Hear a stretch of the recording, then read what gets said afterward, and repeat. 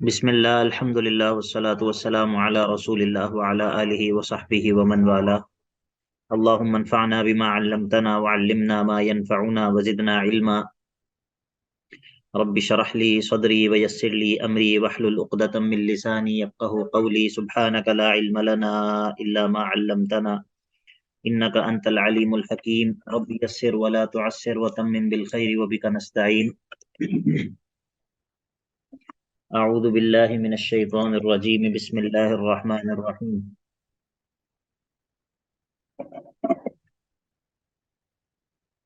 کل ہم نے سورۃ الانبیاء مکمل کر لی تھی. آج انشاءاللہ سورۃ الحج شروع کرنی ہے. تقریباً 2.5 پارے ہم پڑھ چکے ہیں ابھی تک.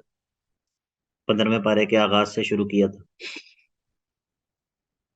سورۃ الحج بڑی عجیب و غریب سورت ہے. اس میں کئی طرح کی چیزیں جمع ہو گئی ہیں. بعض علماء لکھتے ہیں کہ یہ ایسی سورت ہے کہ جس کا بعض حصہ دن میں نازل ہوا ہے، بعض حصہ رات میں نازل ہوا ہے. اس کا بعض حصہ سفر میں نازل ہوا ہے، بعض حصہ حضر میں نازل ہوا ہے. اسی طرح اس میں بعض صلح کی باتیں ہیں، بعض جنگ کی باتیں ہیں. اس کا بعض حصہ ناسخ ہے، بعض حصہ منسوخ ہے. اس طرح بعض اور اس کے اندر جو ہے نا وہ مختلف چیزیں ہیں. باقی اس صورت کا ربط ما قبل کے ساتھ کیا ہے؟ تو پچھلی صورت کے اندر بات ہوئی تھی اللہ تعالیٰ کے عذاب کی.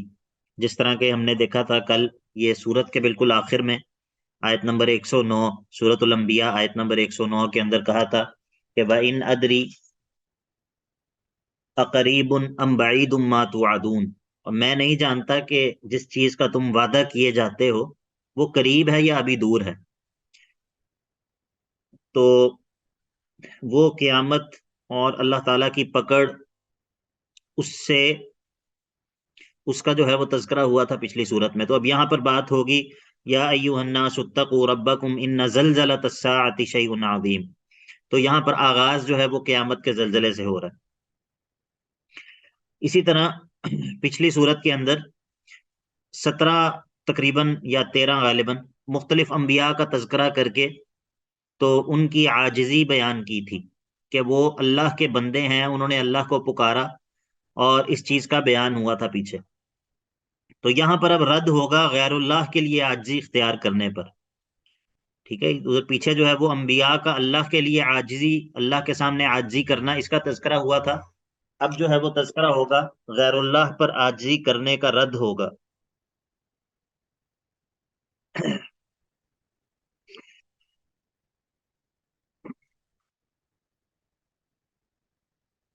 سورت کا دعویٰ جو ہے وہ 2 چیزیں ہیں. ایک تو اس بات توحید اور شرک کی تمام اقسام کا رد، اور دوسرا بعث بعد الموت کا اس بات. بعث بعد الموت، مرنے کے بعد دوبارہ اٹھائے جانے کے نظریے کا اس بات، اور مختلف دلائل سے اس کو ثابت کرے گا. مختلف طرح کے دلائل سے اس کو ثابت کیا جائے گا کہ اللہ رب العزت مرنے کے بعد دوبارہ سے لوگوں کو زندہ کرے گا، لوگوں کو اٹھائے گا.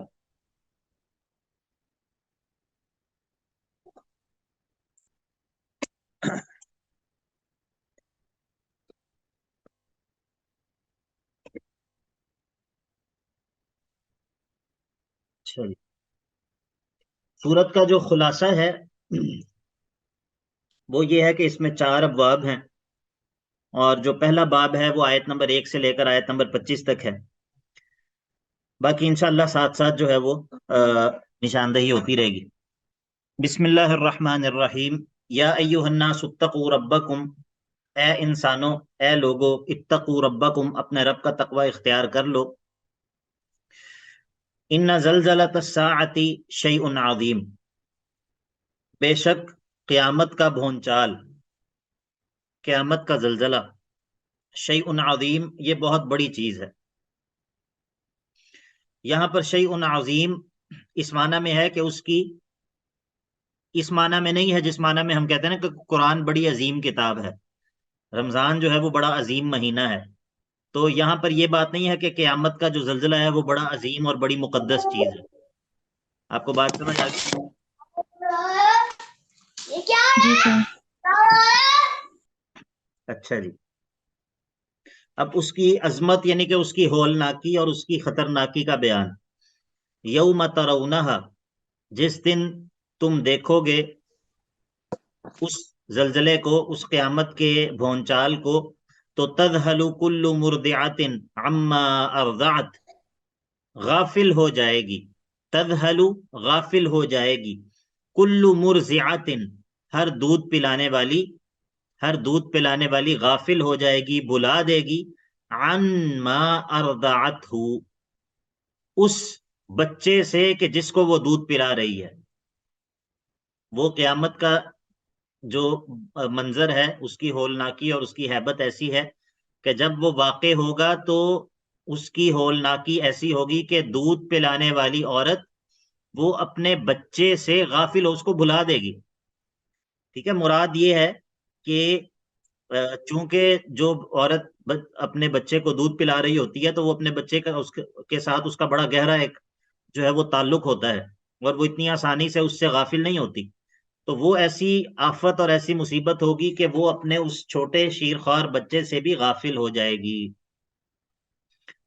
وَتَضَعُ كُلُّ ذَاتِ حَمْلٍ حَمْلَهَا، اور ہر حمل والی عورت کا حمل جو ہے وہ گر جائے گا. وَتَضَعُ، اور گرا دے گی. كُلُّ ذَاتِ حَمْلٍ، ہر حمل والی. حملها، اپنے حمل کو. گرا دے گی ہر حمل والی اپنے حمل کو. مطلب یہ ہے کہ یعنی کہ بعض دفعہ ایسا ہوتا ہے کہ بہت سخت اگر کوئی آفت آ جائے یا بہت سخت صدمہ پہنچے تو اس صدمے کی شدت سے بھی جو حمل ہے وہ ضائع ہو جاتا ہے. تو اس قیامت کی ہول ناکی اور ہیبت ناکی اس قدر ہوگی کہ ہر حمل والی عورت جو حمل سے ہوگی اس کا حمل جو ہے وہ ضائع ہو جائے گا اس کی ہیبت اور اس کے ڈر سے. وَتَرَى النَّاسَ سُكَارَىٰ، اور آپ دیکھیں گے کہ لوگ گویا کے نشے میں ہیں. آپ لوگوں کو خیال کریں گے کہ وہ نشے میں ہیں. آپ خیال کریں گے لوگوں کو کہ وہ نشے میں ہیں. وَمَا هُمْ بِسُكَارَىٰ، اور وہ نشے میں نہیں ہوں گے. آپ کو لگے گا ایسے کہ جیسے ان لوگوں نے نشہ کر رکھا ہے، لیکن وہ لوگ نشے میں نہیں ہوں گے. اچھا، پھر ان لوگوں کو کیا ہوا ہے؟ وَلَٰكِنَّ عَذَابَ اللَّهِ شَدِيدٌ، بات یہ ہے کہ یہ اللہ کا عذاب ہے ہی بڑا سخت. تو اس کی ہولناکی اور اس کی ہیبت ناکی کی وجہ سے لوگ اپنے ہوش و حواس جو ہے وہ کھو دیں گے، اور دیکھنے والے کو ایسے لگے گا گویا کہ یہ شخص جو ہے یہ بالکل عقل سے عاری ہے اور کسی نشے کے اندر دھت ہے، لیکن وہ اصل میں نشے میں نہیں ہوں گے. ان کی یہ حالت اللہ کے عذاب کی اور قیامت کے زلزلے کی جو شدت ہے اس کی وجہ سے ہوگی. اب جب یہ اتنے سخت حالات ہیں اور اتنے سخت معاملات ہیں تو ہونا تو یہ چاہیے کہ لوگ اللہ کی بات کو مان لیں، اللہ والے بن جائیں. لیکن اس کے باوجود وَمِنَ النَّاسِ، لوگوں میں سے بعض ایسے ہیں، مَن يُجَادِلُ فِي اللَّهِ، جو اللہ کے بارے میں جھگڑا کرتے ہیں. لوگوں میں سے بعض ایسے ہیں جو اللہ کے بارے میں جھگڑا کرتے ہیں، بغیر علم، اس حال میں کہ وہ جاہل ہیں، بغیر علم کے، کوئی علم پاس نہیں ہے اللہ کے بارے میں. ظاہر ہے کہ علم تو یقین کو کہتے ہیں نا، علم تو یقینی بات کو کہتے ہیں. اب اللہ کے بارے میں یقینی بات کیسے پتہ چلے؟ اللہ کے بارے میں یقینی بات تو اللہ خود بتائے تو پتہ چلتی ہے، اور اس کے علاوہ جو ہے وہ اللہ کے بارے میں کوئی یقینی بات کرنے کا ذریعہ نہیں ہے. اور اب اللہ جو ہے وہ خود کیسے بتاتا ہے؟ اللہ اپنے پیغمبروں کے ذریعے خبر دیتا ہے. تو ظاہر ہے کہ جب پیغمبر کی نہیں ماننی تو پھر انسان جو ہے وہ بغیر علم کا مصداق ہے کہ وہ جاہل ہے. اور وہ جھگڑا کس بارے میں کر رہے ہیں؟ اللہ کے بارے میں، اللہ کی توحید کے بارے میں. اللہ جو ہے وہ دوبارہ اٹھائے گا یا نہیں اٹھائے گا؟ اللہ جو ہے وہ تنہا ہے یا اس نے اپنے اختیارات کسی اور کو بھی دے رکھے ہیں؟ اور اب یہ اس مسئلے میں جھگڑا کر رہا ہے اور حال یہ ہے کہ یہ جاہل ہے. وَمِنَ النَّاسِ مَن يُجَادِلُ فِي اللَّهِ بِغَيْرِ عِلْمٍ، لوگوں میں سے بعض ایسے ہیں کہ جو اللہ کے بارے میں، فی اللہ ای فی توحید اللہ، ٹھیک ہے. وَمِنَ النَّاسِ مَن يُجَادِلُ فِي اللَّهِ بِغَيْرِ عِلْمٍ، وَيَتَّبِعُ كُلَّ شَيْطَانٍ، اور یہ ایسے ہیں یہ لوگ جو کہ اللہ کے بارے میں بغیر علم کے جھگڑا کرتے ہیں، یہ اتباع کرتے ہیں کل شیطان، ہر شیطان کی، اور وہ شیطان جو ہے وہ کیسا ہے؟ مرید، سرکش قسم کا شیطان. وَيَتَّبِعُ كُلَّ شَيْطَانٍ، اور یہ لوگ چونکہ خود جاہل ہیں، پیچھے کہا نا کہ بغیر علم، چونکہ یہ لوگ خود جاہل ہیں تو پھر یہ پیچھے چلتے ہیں شیاطین کے. وہ شیاطین چاہے جنوں میں سے ہوں چاہے انسانوں میں سے ہوں. انسانوں میں سے جو ہے وہ ان کے جو سرکردہ لوگ جو کہ ان کی رہنمائی کرتے ہیں شرک کے اندر، اور ان کی گمراہی میں ان کے جو ہے وہ ہوتے ہیں پیشوا. تو وَيَتَّبِعُ كُلَّ شَيْطَانٍ، یہ شخص جو ہے یہ ہر شیطان کی اتباع کرتا ہے. اب شیطان کی اتباع تو نہیں کرنی چاہیے کیونکہ شیطان اس قابل ہی نہیں ہے، جبکہ اس کی پہلی صفت یہ ہے کہ مرید، وہ سرکش ہے، دھتکارا ہوا ہے. تو جب وہ دھتکارا ہوا ہے تو اس کی پیروی کرنی چاہیے یا نہیں کرنی چاہیے؟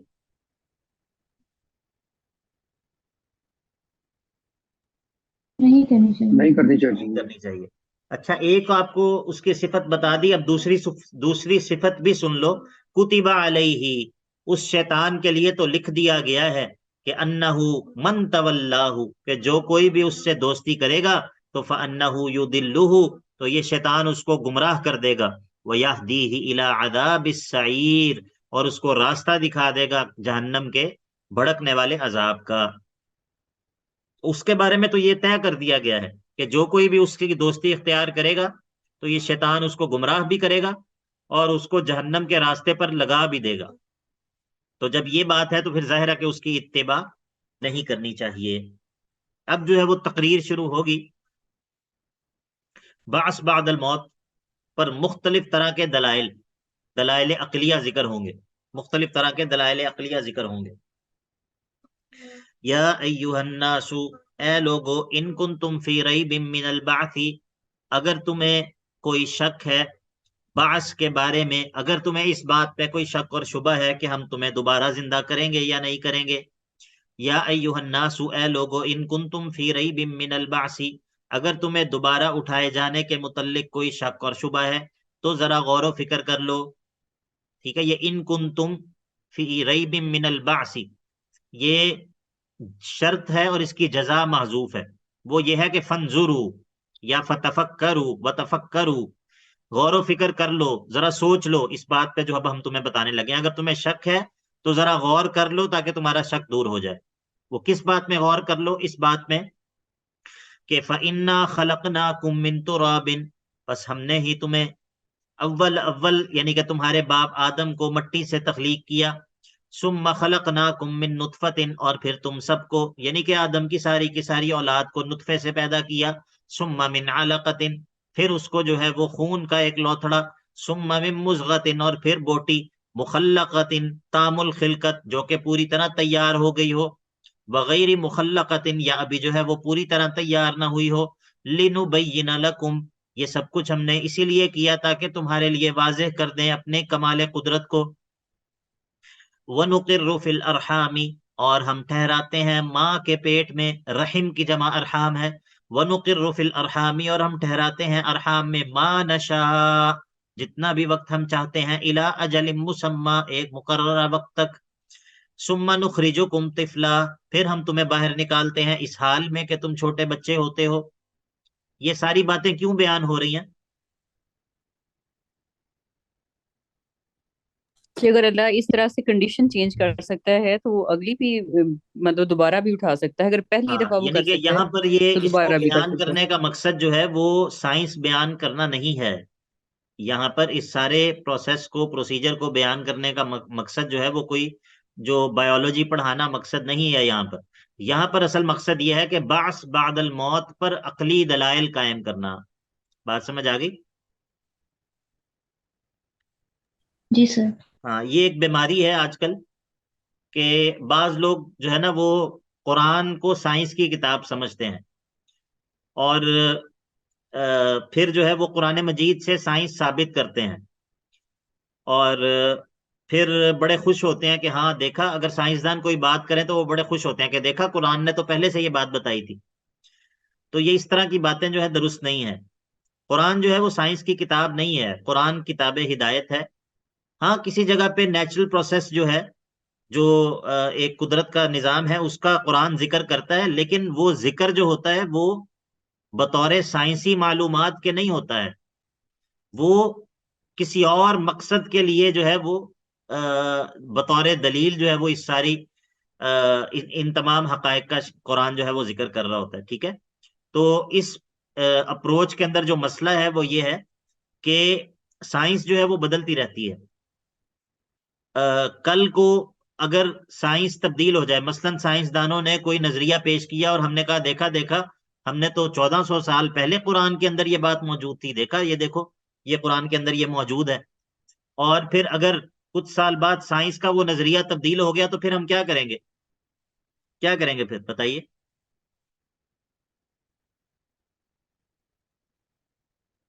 آپ کو اشکال سمجھ آ گیا؟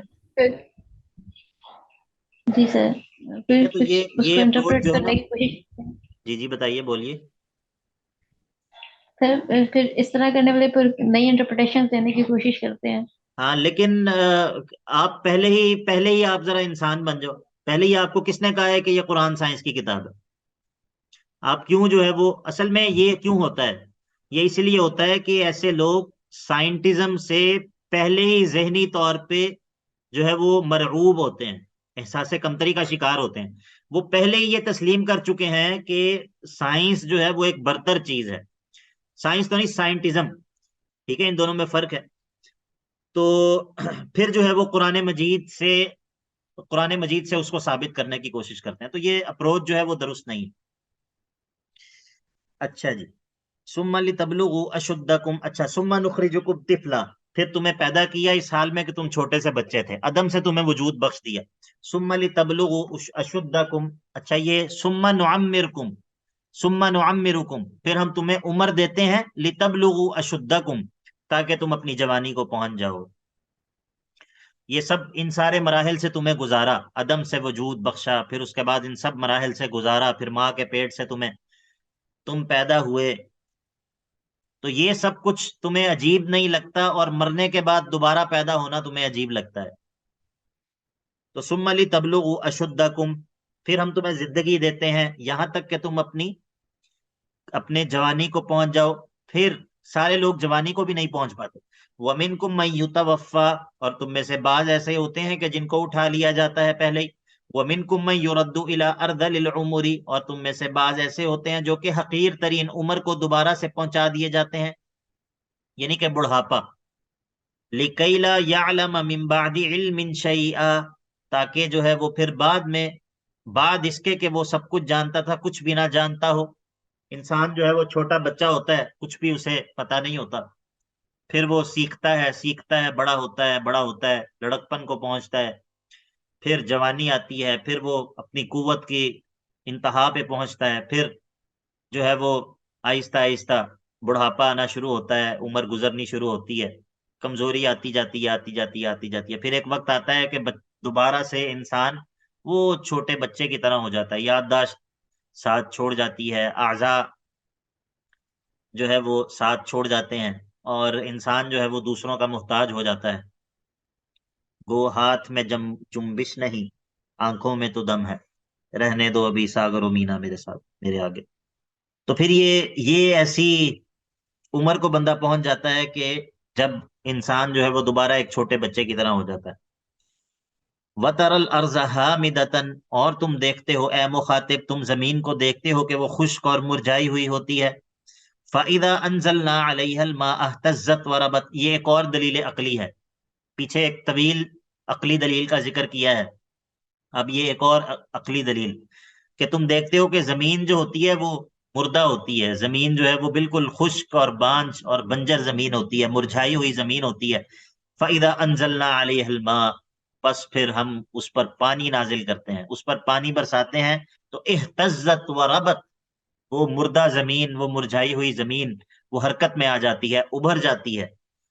وَأَنبَتَتْ مِنْ كُلِّ زَوْجٍ بَهِيجٍ، اور اگا دیتی ہے، وَأَنبَتَتْ اگا دیتی ہے ایسی چیزیں کہ من کل زوج، ہر قسم کی چیزیں اگاتی ہے، بہیج، اور وہ با رونق پر رونق جو ہے وہ ہر قسم کی چیز جو ہے وہ اگانا شروع کر دیتی ہے۔ تو پتہ کیا چلا، اس سے کیا ثابت ہوا کہ بعث بعد الموت جو ہے یہ کوئی مستحیل چیز نہیں ہے، یہ کوئی ناممکن چیز نہیں ہے۔ اگر تمہارے سامنے اللہ مردہ زمین کو زندہ کر سکتا ہے، اور اگر تمہیں اللہ عدم سے وجود بخش سکتا ہے ان سارے مراحل سے گزار کے کہ جو تم خود اپنی آنکھوں سے دیکھتے ہو، روز جو ہے وہ بچے پیدا ہوتے ہیں، روز تمہارے سامنے لوگوں کے گھروں میں ولادت ہوتی ہے، وہ سارا پروسیس جس سے گزر کے تم پیدا ہوئے ہو، وہ سارا جو پروسیجر ہے وہ تمہارے سامنے ہے۔ تو پھر بعث بعد الموت کو تسلیم کرنے میں کیا جو ہے وہ استحالہ ہے؟ اس میں کون سی عقلی طور پہ جو ہے وہ بعید از امکان چیز ہے؟ سبحان اللہ۔ قرآن مجید کا جو استدلال ہے وہ بڑا قوی استدلال ہے، اور قرآن مجید کا جو طریقہ استدلال ہے یہ فطری طریقہ استدلال ہے۔ قرآن مجید جو ہے وہ فلاسفیکل آرگومنٹس اور وہ جو ایک خاص مناطقہ کا منطق لاجک والوں کا جو ایک خاص طریقہ ہے اس کے مطابق اپنے دلائل کو پیش نہیں کرتا، بلکہ قرآن کا جو طریقہ ہے وہ فطرتی طریقہ ہے، فطرت کے قریب طریقہ ہے۔ براہ راست انسان جو ہے وہ صغرا اور کبرا سے جو ہے وہ نتیجے تک پہنچ جاتا ہے، کیونکہ جب آرگومنٹ ہوتا ہے نا تو آرگومنٹ کے اندر پریمیسز ہوتی ہیں، پریمیسز اے، پریمیسز بی، اور پھر اس کے نتیجے میں انسان جو ہے وہ نتیجے تک پہنچتا ہے۔ تو عربی زبان میں ہم اسے کہتے ہیں صغرا اور کبرا۔ تو قرآن جو ہے وہ اس کا آرگومنٹس جو ہوتے ہیں وہ فطرت کے قریب ہوتے ہیں، کیونکہ اس کا یہ کوئی جو ہے وہ منطق کی کتاب نہیں ہے، اس کا مخاطب امام راضی اور بڑا سے بڑا عقلی شخص بھی ہے، اور ایک عام چرواہا جو ہے وہ بھی اس کا مخاطب ہے۔ ذالک بأن اللہ هو الحق، ذالک یہ تمام حقائق، یہ جو ساری صفات جو پیچھے ذکر ہو گئیں یہ اس لیے ہے کہ بأن اللہ هو الحق، کیونکہ اللہ ہی ہے جو کہ الحق ہے، وَأَنَّهُ يُحْيِي الْمَوْتَى، اور وہ جو ہے وہ مردوں کو زندہ کرتا ہے۔ یہ سب صفات جو ہم نے ذکر کی یہ اس لیے ذکر کی تاکہ تم جان لو کہ اللہ ہی الحق ہے اور وہ مردوں کو زندہ کرتا ہے، وَأَنَّهُ عَلَى كُلِّ شَيْءٍ قَدِيرٌ، اور وہ جو ہے وہ ہر چیز پر قدرت رکھتا ہے، کوئی بھی چیز اس کے قدرت سے باہر نہیں ہے۔ ایک تو یہ بات تمہیں بتا دی کہ ذالک بأن اللہ هو الحق وانہ یحیی الموتى وانہ علی کل شیء قدیر، اور وان الساعة آتیۃ لا ریب فیہا، اور یہ بھی جان لو یہ ساری جو پیچھے تمہیں صفات بتائیں یہ اس لیے بتائیں کہ ان الساعة آتیۃ لا ریب فیہا، کہ قیامت جو ہے وہ آ کر رہنے والی ہے، اس کے آنے میں کوئی شک نہیں ہے۔ وَبِأَنَّ اللَّهَ يَبْعَثُ مَنْ فِي الْقُبُورِ، اور یہ سب صفات جو پیچھے بیان کی یہ اس لیے بیان کی کہ اللہ جو ہے وہ قبر والوں کو اٹھا کر رہے گا، دوبارہ سے بعث بعد الموت جو ہے وہ ہو کر رہے گا۔ بتائیے پھر ایمان تازہ ہوا کہ نہیں ہوا؟ میرا تو ہو گیا۔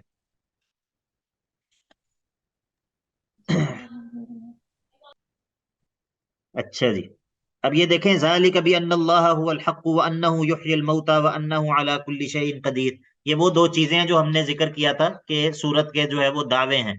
سورت کا دعویٰ ہم نے کہا تھا نا کہ دو چیزیں ہیں، توحید کا اس بات اور بعث بعد الموت کا اس بات، تو یہ ان دونوں آیتوں میں بالترتیب جو ہے وہ دونوں چیزوں کا ذکر ہو گیا۔ اب جو ہے وہ لوگوں کی دوسری قسم کا ذکر ہے۔ لوگوں کی پہلی قسم وہ تھی جو کہ جاہل ہیں، نرے جاہل، اور کسی کی اتباع کرتے ہوئے حق کا انکار کر رہے ہیں۔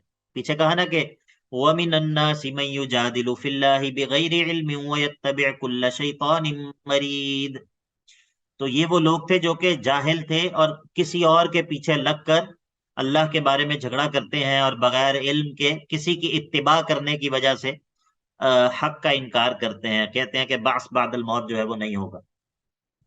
اب لوگوں کی دوسری قسم ہے جو کہ متکبر ہیں، جاہل ہیں، جاہل ہونے کے ساتھ ساتھ متکبر بھی ہیں۔ ٹھیک ہے جی، پہلی قسم تھی صرف جاہل، اب یہ ہیں جو کہ جاہل تو ہیں لیکن ساتھ متکبر بھی ہیں۔ وَمِنَ النَّاسِ مَن يُجَادِلُ فِي اللَّهِ بِغَيْرِ عِلْمٍ، اور لوگوں میں سے بعض ایسے ہیں کہ جو کہ اللہ کے بارے میں یعنی کہ اللہ کی توحید کے بارے میں، وَمِنَ النَّاسِ مَن يُجَادِلُ فِي اللَّهِ بِغَيْرِ عِلْمٍ، اس حال میں کہ ان کے پاس کوئی یقینی بات تو ہے نہیں، وَلَا هُدًى، نہ ہی کوئی ہدایت ہے، وَلَا كِتَابٍ مُنِيرٍ، نہ ہی کوئی روشن کتاب ان کے پاس ہے۔ وَمِنَ النَّاسِ مَن يُجَادِلُ فِي اللَّهِ بِغَيْرِ عِلْمٍ، لوگوں میں سے بعض ایسے ہیں جو کہ جھگڑا کرتے ہیں اللہ کے بارے میں بغیر علم کے اور بغیر ہدایت کے اور بغیر روشن کتاب کے. ثانی عطفہ، اپنے پہلو کو موڑتا ہے، تکبر کی وجہ سے اپنے پہلو کو موڑ کے جو ہے وہ جب کوئی حق بات بتائی جاتی ہے تو وہ پہلو موڑ کر جو ہے وہ چل پڑتا ہے. ثانی عطفہ، اپنے پہلو کو موڑتا ہے تکبر کی وجہ سے. لیضل عن سبیل اللہ، تاکہ دوسروں کو بھی اللہ کے راستے سے گمراہ کر دے، اللہ کے راستے سے ہٹا دے. یہ خود بھی گمراہ ہے، دوسروں کو بھی گمراہ کرتا ہے. یہ وہ ہے کہ جس کے پیچھے وہ پہلے والی قوم چلتی ہے. آپ کو بات سمجھ آ گئی؟ وہ پہلے والے جو ہیں وہ ان والوں کے پیچھے چلتے ہیں. جی سر جی سمجھ سر آ گئی. سمجھ آ گئی. ثانی عطفہ لیضل عن سبیل اللہ، تاکہ یہ دوسروں کو بھی اللہ کے راستے سے گمراہ کر دے. اب اس کے ساتھ ہوگا کیا؟ لہو فی الدنیا خزی، دنیا میں اس کے لیے ذلت اور رسوائی ہے. دنیا میں اس کے لیے ذلت اور رسوائی کیوں ہے؟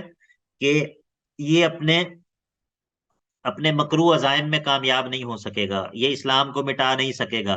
یہ وقتی طور پر کبھی کامیاب ہوگا لیکن یہ مکمل طور پر جو ہے وہ اللہ کے نور کو بجھا نہیں سکے گا. لہو فی الدنیا خزی، اس طرح یہ بھی ہے کہ کبھی اللہ تعالیٰ اس کو ایمان والوں کے ہاتھوں جو ہے وہ کبھی اس کو قید کا مزہ چکھنا پڑے گا، کبھی اس کو جزیے کا مزہ چکھنا پڑے گا، کبھی اس کا راز فاش ہو جائے گا تو مسلمانوں کے ہاتھوں جو ہے وہ جہنم واصل ہو جائے گا. کچھ بھی ہو سکتا ہے. تو کئی کئی صورتیں ہیں دنیا کے اندر ذلت کی. تو دنیا کے اندر تو یہ ہے، اور آخرت میں یہ ہے کہ وَنُذِيقُهُ يَوْمَ الْقِيَامَةِ عَذَابَ الْحَرِيقِ، اور ہم اس کو قیامت کے دن چکھا دیں گے جلانے والا عذاب، ایسا عذاب جو کہ جلا کر رکھ دے گا. یہ اس کے ساتھ ایسا کیوں ہوا ہے؟ ایسا کیوں ہوا ہے؟ اس کے ساتھ بڑا ظلم نہیں ہو گیا اس کے ساتھ؟ نہیں نہیں نہیں، ظلم نہیں ہوا. ذَلِكَ بِمَا قَدَّمَتْ يَدَاكَ، یہ جو تمہارے ساتھ ہوا ہے یہ اسی لیے ہوا ہے، یہ اس سبب سے ہوا ہے کہ جو تمہارے ہاتھوں نے آگے بھیجا تھا. ذَلِكَ بِسَبَبِ مَا قَدَّمَتْهُ يَدَاكَ، یہ اس سبب سے ہوا ہے کہ جو تمہارے ہاتھوں نے آگے بھیجا تھا. معنی یہ ہے کہ تمہارے کرتوتوں کی وجہ سے ہوا ہے. لیکن وَأَنَّ اللَّهَ لَيْسَ بِظَلَّامٍ لِّلْعَبِيدِ، لیکن اللہ تو کسی پر بھی اپنے بندوں پر ظلم نہیں کرتا، بالکل بھی اللہ ظلم نہیں کرتا ہے. وَأَنَّ اللَّهَ لَيْسَ بِظَلَّامٍ لِّلْعَبِيدِ، اللہ تعالیٰ اپنے بندوں پر بالکل بھی ظلم نہیں کرتا. اب ایک تیسری جماعت ہے لوگوں کی جو کہ مترددین ہیں، جو کہ شک میں ہیں. ابھی وہ انتظار کر رہے ہیں کہ کون غالب آتا ہے، ایمان والے غالب آتے ہیں یا منکرین جو ہیں وہ غالب آتے ہیں. بس وہ کنارے کنارے پر رہ کر اللہ کی عبادت کرتے ہیں. اگر کوئی فائدہ ہو تو کہتے ہیں بڑا زبردست دین ہے، اگر کوئی نقصان ہو جائے تو وہ کہتے ہیں کہ یار یہ دین ہے ہی خراب. یہ اس طرح کے لوگ تھے مدینہ کے اندر. حدیث میں بھی آتا ہے کہ اگر کسی کے جو ہے وہ جانور جو ہے وہ اس کے صحیح سلامت رہتے، کسی کو اللہ تعالیٰ مال دیتا، اولاد دیتا، تو وہ کہتا بڑا اچھا دین ہے. یعنی کہ وہ کہتا کہ بڑے زبردست جو ہے نا وہ یہ چیز ہے. اور اگر جو ہے وہ کچھ نقصان ہوتا تو کہتا کہ یہ بڑا ہی برا دین ہے. اس طرح کے لوگ. وَمِنَ النَّاسِ مَن يَعْبُدُ اللَّهَ عَلَى حَرْفٍ، اور لوگوں میں سے بعض ایسے ہیں، یہ تیسری جماعت ہے، مَن يَعْبُدُ اللَّهَ، جو کہ اللہ کی عبادت کرتے ہیں، عَلَى حَرْفٍ، کنارے کنارے پر رہ کر، شک میں ہے، کنارے کنارے پر رہ کر عبادت کرتے ہیں. فَإِنْ أَصَابَهُ خَيْرٌ، اگر اس کو کوئی بھلائی پہنچ جائے تو اطمأن بِهِ، تو اس کی وجہ سے مطمئن ہو جاتا ہے. وَإِنْ أَصَابَتْهُ فِتْنَةٌ، اور اگر کوئی مصیبت آ پہنچے تو انقلب علی وجہہ، مرتد ہو جاتا ہے، دین کو چھوڑ دیتا ہے، منہ کے بل پھر جاتا ہے. اب اس کو کیا ملا؟ اس کو ایسے کرنے سے کیا ملا؟ خسرت دنیا والآخرہ، دنیا بھی گنوا دی، آخرت بھی گنوا دی. دنیا کا نقصان بھی ہو گیا، آخرت کا نقصان بھی ہو گیا. ذالک هو الخسران المبین، اور یہ جی بڑا ہی واضح اور بڑا ہی کھلا خسارہ اور نقصان ہے. انقلب علی وجہہ، مرتد ہو گیا، منہ کے بل پھر گیا. اس کا بیان کیسے منہ کے بل پھر گیا، کس طرح اس نے دین کو چھوڑ دیا. یدعو من دون اللہ ما لا یضرہ وما لا ینفعہ، اس طرح بندہ جو ہے وہ دین کو چھوڑ دیتا ہے کہ وہ پکارتا ہے پھر اللہ کو چھوڑ کر ایسی چیزوں کو کہ ما لا یضرہ، جو اس کو کوئی فائدہ بھی نہیں دے سکتی، وما لا ینفعہ، نہ ہی اس کو کوئی فائدہ، ما لا یضرہ، جو اس کو کوئی نقصان نہیں دے سکتی، وما لا ینفعہ، نہ ہی اس کو کوئی فائدہ دے سکتی ہے۔ یہ بیان ہے اس انقلب علی وجہہ کا، کس طرح اس نے، کس طرح یہ اپنے منہ کے بل پھر گیا، کس طرح یہ دنیا اور آخرت میں خسارہ پانے والا ہو گیا، وہ اس طرح کہ جب مصیبت آئی تب اس نے غیر اللہ کو پکارنا شروع کر دیا۔ آپ کو بات سمجھ آ گئی؟ جی سر۔ پھر بتائیے، یا اللہ مدد ہو گیا یا علی مدد ہو گیا؟ یا اللہ مدد۔ تو یدعو من دون اللہ ما لا یضرہ وما لا ینفعہ، اللہ کو چھوڑ کر پکارنے لگ گیا ایسی ذاتوں کو کہ جو نہ اس کو کوئی نقصان دے سکتی ہیں نہ ہی کوئی نفع دے سکتی ہیں۔ ذالک هو الضلال البعید، یہ غیر اللہ کو پکارنا یہی دور کی گمراہی ہے، غیر اللہ کو پکارنا یہی دور کی گمراہی ہے۔ اور یدعو لمن ضرہ اقرب من نفعہ، اور یہ ایسی ذات کو پکار رہا ہے کہ جس کا نقصان دینا، جس کا نقصان اس کے فائدے سے زیادہ قریب ہے۔ فائدہ تو پتہ نہیں کوئی ہو یا نہ ہو، غیر اللہ کو جب اس نے پکارا ہے تو غیر اللہ اس کو کوئی فائدہ دے یا نہ دے یہ تو بعد کی بات ہے، لیکن نقصان تو اس کو ہو گیا۔ کیا نقصان ہوا جی؟ جب غیر اللہ کو پکارا اس نے کہ مجھے بیٹا دے دے مثال کے طور پہ، اب بیٹا تو پتہ نہیں اس کو ملنا یا نہیں ملنا، لیکن نقصان اس کا ہو گیا۔ وہ نقصان کیا ہے؟ اس نے شرک کا ارتکاب کر دیا۔ ہاں، شرک کا ارتکاب کر لیا، اعمال ضائع ہو گئے، دین سے نکل گیا، اسلام کے دائرے سے جو ہے وہ خارج ہو گیا، کفر کا ارتکاب کر لیا۔ تو یہ ہے لمن ضرہ اقرب من نفعہ، فائدہ تو پتہ نہیں ہوا یا نہیں ہوا لیکن نقصان تو ہو گیا۔ یدعو لمن ضرہ اقرب من نفعہ، یہ پکار رہا ہے ایک ایسی ذات کو کہ جس کا نقصان اس کے نفع کی بنسبت زیادہ قریب ہے۔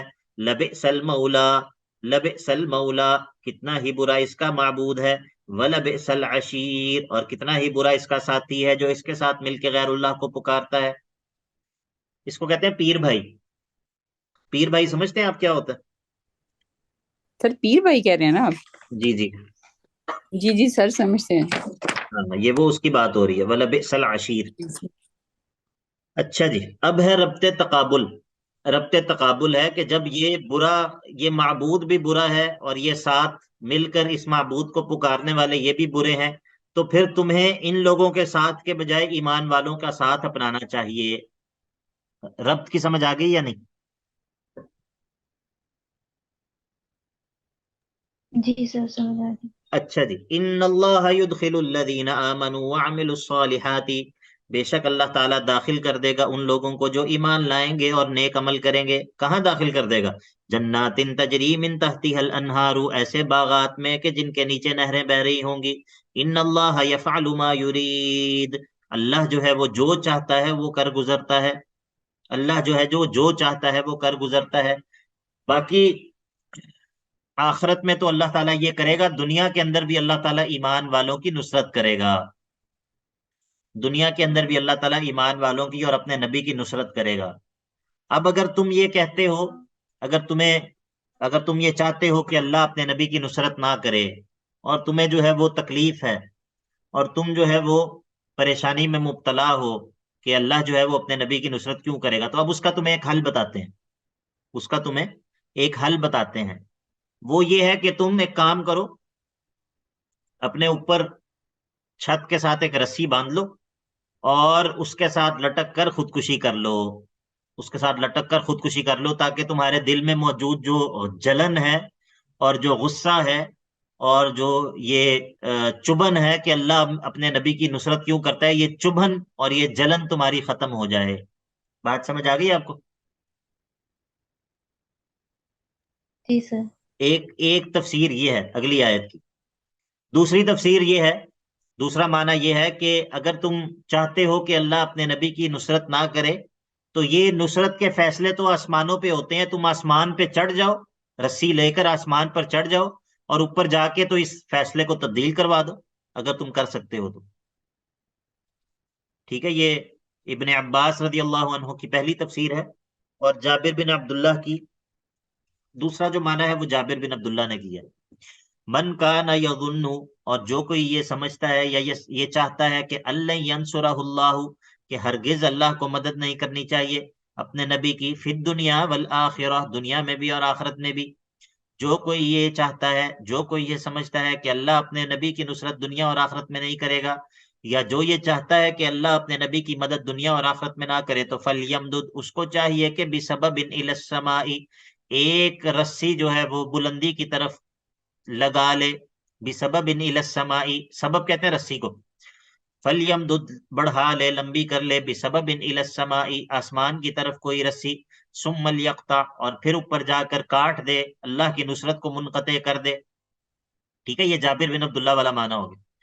اور دوسرا معنی ابن عباس والا، فلیمدد بسبب، باندھ لے ایک رسی، الی السماء، چھت کے ساتھ. سما جو ہے وہ ہر اس چیز کو کہتے ہیں جو بلند ہو، کل ما علاک و اذلک فسماء، اسی لیے بادلوں کو بھی سما کہہ دیا جاتا ہے، کوئی بھی چیز جو بلند ہو اس کو سما کہا جاتا ہے. تو فلیمدد بسبب الی السماء، ایک رسی جو ہے وہ آسمان کوئی بلند چھت کے ساتھ باندھ لے، ثم لیقطع، اور پھر جو ہے وہ اپنے آپ کو پھانسی دے لے، فلینظر، پھر دیکھ لے کہ هل یذهبن کیدہ، کیا اس کی یہ تدبیر جو ہے وہ لے جاتی ہے، ختم کر دیتی ہے، ما یغیظہ، وہ چیز جو کہ اس کو غصے میں مبتلا کر رہی ہے، اس کا غصہ اور اس کی جلن، اس طرح کر کے دیکھ لے کہ کیا پھر وہ جلن ختم ہو جاتی ہے یا نہیں ہو جاتی. ظاہر ہے کہ جب مر جائے گا تو پھر یہ دل کا حسد اور دل کی جلن جو ہے یہ باقی رہے گی یا نہیں رہے گی؟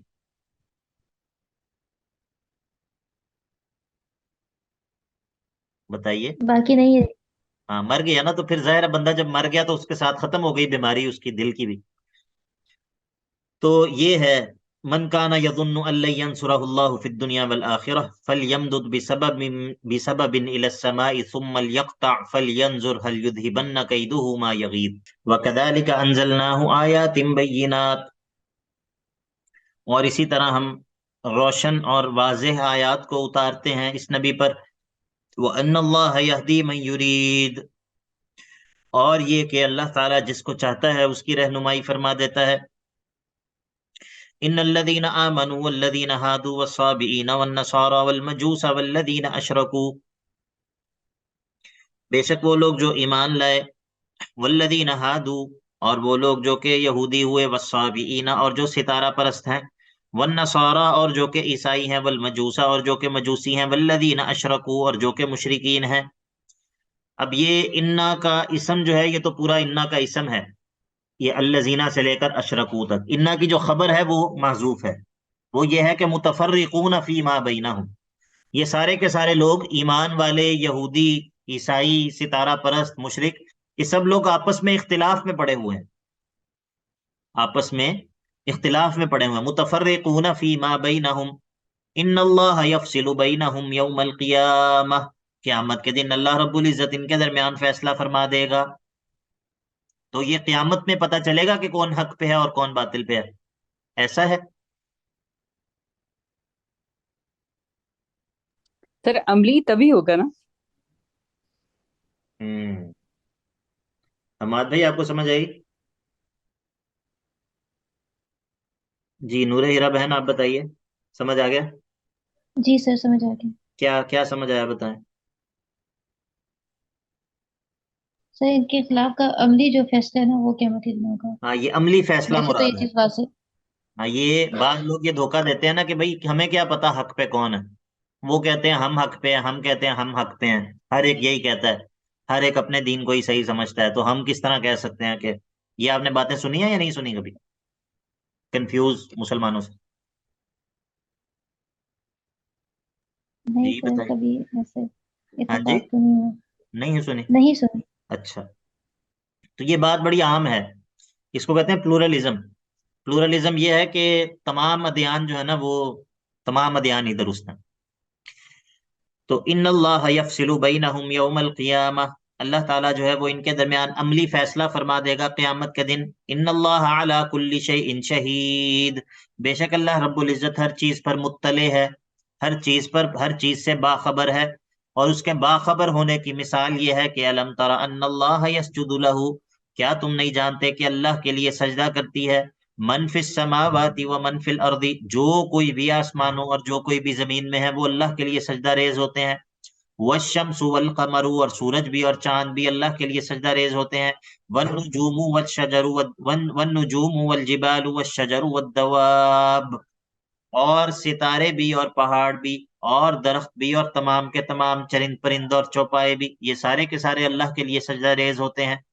وَكَثِيرٌ مِّنَ النَّاسِ يُطِيعُونَ اللَّهَ وَكَثِيرٌ مِّنَ النَّاسِ يُطِيعُونَ اللَّهَ، اور لوگوں کی بہت بڑی تعداد بھی اللہ کی اطاعت کرتی ہے، لیکن وَكَثِيرٌ حَقَّ عَلَيْهِ الْعَذَابُ، لیکن دوسرے ایسے ہیں بہت سے کہ جن کے حق میں عذاب کا فیصلہ ثابت ہو چکا ہے، کیونکہ وہ اللہ تعالیٰ کی اطاعت نہیں کرتے۔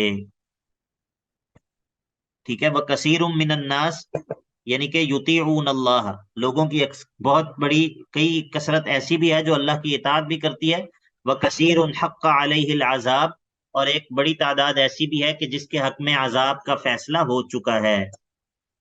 وَمَن يُهِنِ اللَّهُ فَمَا لَهُ مِن مُّكْرِمٍ، وَمَن يُهِنِ اللَّهُ، اور جس کو اللہ ذلیل کرنا چاہے، اللہ جس کی اہانت کرنا چاہے تو فما لہو من مکرم، تو اس کے لیے کوئی بھی ایسا نہیں ہے جو اس کی عزت کر سکے۔ ان اللہ یفعل ما یشاء، اللہ تعالیٰ جو چاہتا ہے وہ کر گزرتا ہے۔ ہذان خصمان اختصموا فی ربہم، یہ دو گروہ، ہذان خصمانی، یہ دو گروہ، کون سے دو گروہ مراد ہیں؟ سر ایک یہ جن کا پیچھے ذکر ہوا ہے نہیں جو نہیں، یہ وہ والے نہیں، وہ والے نہیں، ایمان والے اور کفر والے۔ ٹھیک ہے، یہ جتنے بھی گروہ ہیں پیچھے جن تین گروہوں کا تذکرہ ہوا ہے، وہ چاہے منافقین ہیں، چاہے وہ متکبرین ہیں، چاہے وہ جاہلین ہیں، یہ سب کے سب جو ہیں وہ کفر میں تو اکٹھے ہیں نا۔ جی سر۔ تو یہاں پر جو ہے وہ خصمانی سے مراد ایمان والے اور کفر والے مراد۔ ٹھیک ہے، اب آگے ان دونوں کا، یہ دنیا کے اندر یہ دونوں جو گروہ ہیں ان کا آپس میں جھگڑا ہے، اللہ کے بارے میں آپس میں جھگڑا ہے۔